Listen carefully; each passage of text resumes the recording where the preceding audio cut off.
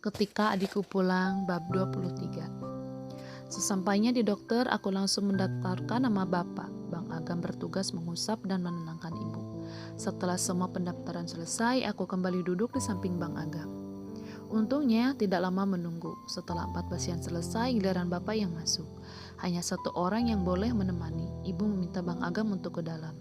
Suamiku mengiyakan, lalu dia memapah bapak. Cukup lama kami menunggu. Aku mengusap jemari ibu sambil menenangkan beliau. Ibu takut, Mbak, ucap ibu. Beliau sudah menangis sejak tadi. Insya Allah bapak baik-baik saja, Bu. Paling asam lambungnya naik.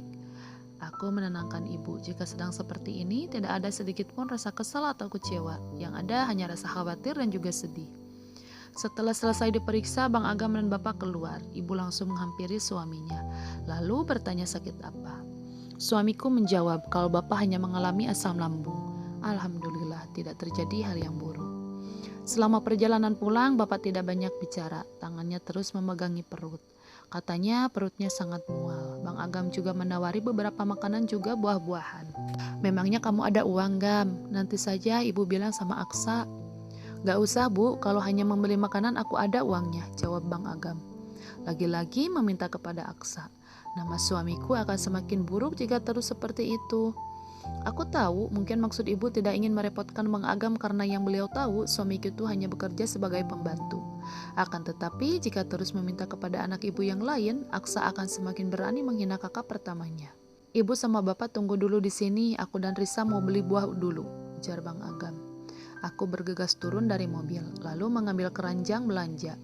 Bang Agam membeli aneka roti dan makanan manis lainnya, lalu beberapa buah-buahan, susu, juga berbagai macam sayuran dan daging. Bang Agam membawa satu kresek besar berisi makanan semua, lalu menyimpannya di bagasi. Aku segera masuk mobil. Tidak berapa lama Bang Agam menyusul. Tadi di dokter habis berapa, Gam? Biar ibu ganti uangnya, tanya ibu. Tidak usah, Bu, sudah seperti orang lain saja.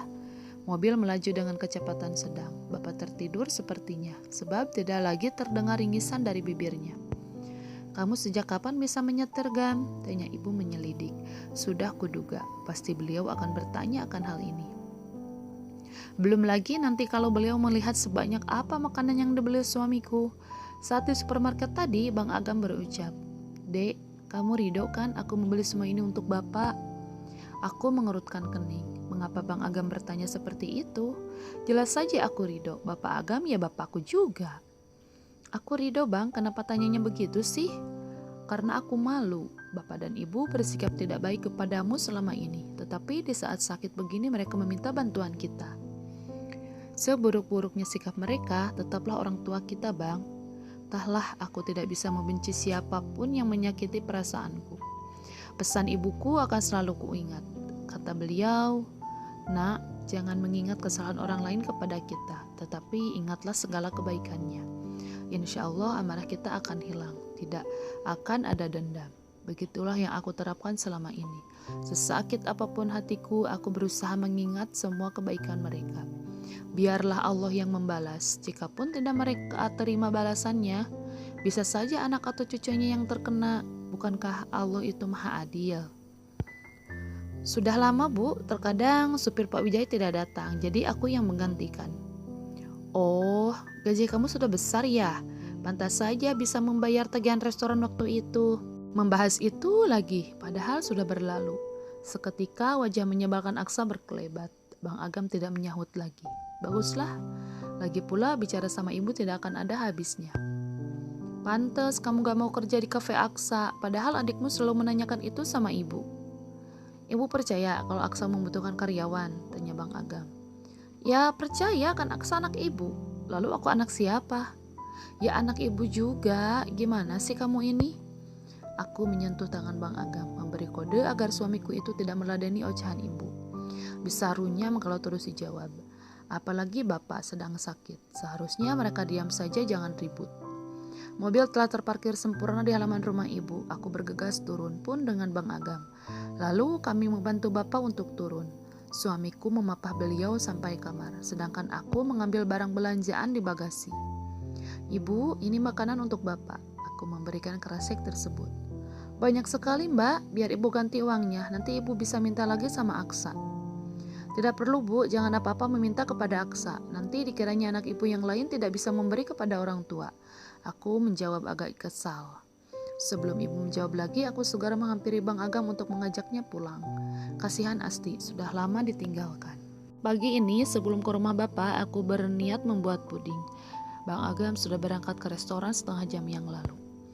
Bapak sangat suka puding coklat, aku akan membuatnya sangat banyak. Selain untuk Bapak dan Ibu, aku akan memberi Rima juga Mita. Ya, siang ini setelah menyebut Asti, aku akan ke rumah baru. Setelah selesai semuanya, aku bergegas ke rumah Bapak. Di teras sudah banyak sandal, sepertinya banyak tamu yang menjenguk Bapak. Alhamdulillah.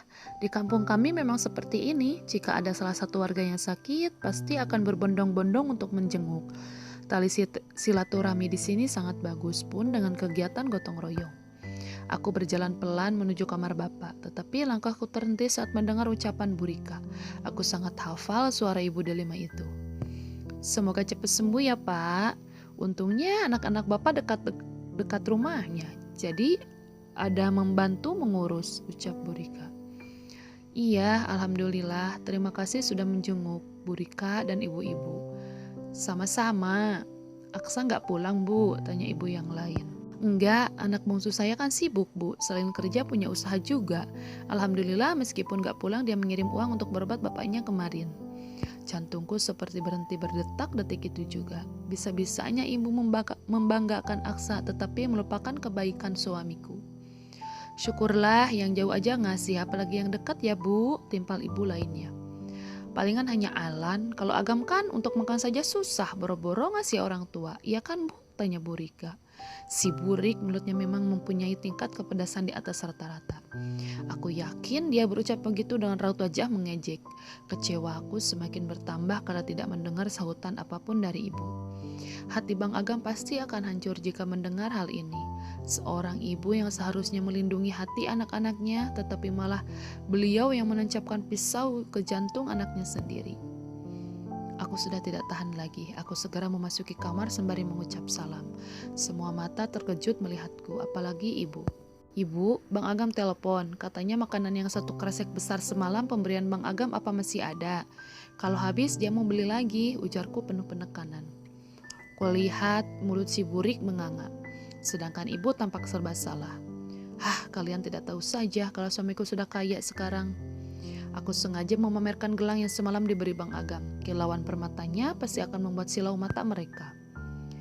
Risa, itu emas asli? Tanya Ibu Rika. Asli lah, ibu gak lihat kalau warnanya beda sama yang palsu. Ini mahal loh, kata Bang Agam harganya 15 juta. Apa? Sahut mereka kompak pun dengan ibu. Sombong kepada orang yang menyebalkan boleh kan? Habisnya aku jengkel mendengar hinaan mereka. Aku sengaja berlama-lama membentulkan rambut. Biarkan mata mereka dengan jeli melihat gelangku. Tanpa kuduga, Bu Rika langsung meraih tanganku lalu menilik-nilik gelang yang kupakai. Ini memang asli, suami kamu gak mungkin bisa membeli gelang semahal ini.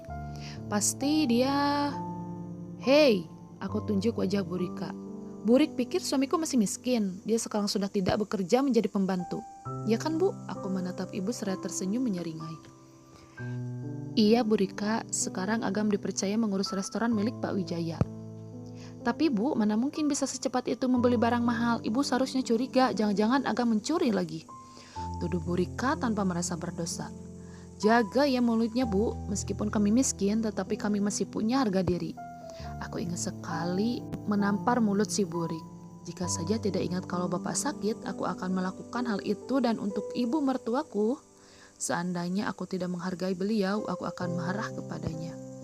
Mengapa diam saja saat anaknya dihina dan dituduh begitu? Di mana letak hati dan pikirannya? Sudahlah, aku kasihan melihat bapak. Aku kesini untuk mengantarkan puding. Aku pulang dulu Pak. Aku mencium tangan bapak dan ibu. Beliau menunduk, entah malu atau takut. Aku tidak tahu. Aku berjalan sembari menghentakkan kaki kesal. Si Burik mendelik kesal, ingin sekali aku jambak rambutnya.